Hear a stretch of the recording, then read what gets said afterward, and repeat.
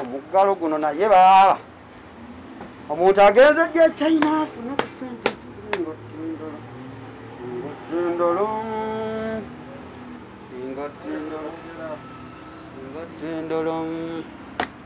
Abaguzi batakyalabika. Kakati omwana alazeewo. Omwana alazeewo. Linda ono sikabuye. Ono sikabuye. Ono kabuye. Ono sikabuye. Kabuye. Kabuye so. Kabuye tayambadde masiki alina ebbanja lyange ly'essente. Kabuye. Kabuye oyagala kunkola kimazima. Oyagala kunkola kikabuye. Yimirirawo Kabuye. Yimirirawo Kabuye. Kabuye yimirirawo. Oyagala kufuna essente ze Kabuye. Lwaki toyambadde masiki? Kabuye topa. Kabuye. Ose tokwata ku Kabuye. Kabuye tokwata ku Chichi nawe lwaki mutya? Kabuye sembera yo Kabuye. Chichi tamanyi nti obulwadde buno bwena wesa zino butta abantu. Babalimba.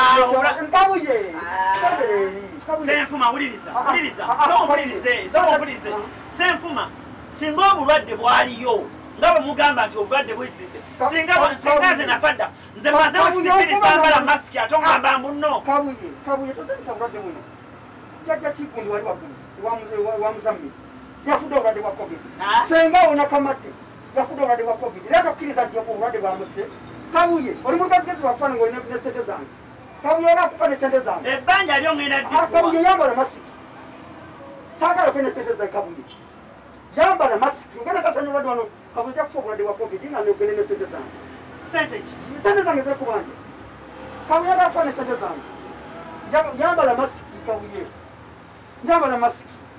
Kabuye onkoze eki. Akufa n'essente zange Kabuye. Lwaki oyagala kufuna ebbanja lyange? Ati sooka onsasule. Ate osigala ng'oyambadde masiki. Tugenda kunsasula. Onsasula. Kati wano bw'onyambala masiki ebbanja nalyesasula. Saagala ofe kyekendeezaako obutafuna bbanja lyange. Bw'ofa n'essente zange kijja kunnuma nnyo. Kabuye. Essente zange nzaagala. Tofa n'ebbanja lyange. Ojja kufa n'ebbanja lyange. Nze essente zange nzaagala. Gwewanya empale ezo. Njagala ssente zange. Omuntu n'obeeraawo. Abantu mwenna n'omukubiriza nti mwambale masiki mujja kulwala obulwadde bwa COVID-19. Okitegeera omwana n'alemerako tayagala kwambala masiki. Nze bansasula ssente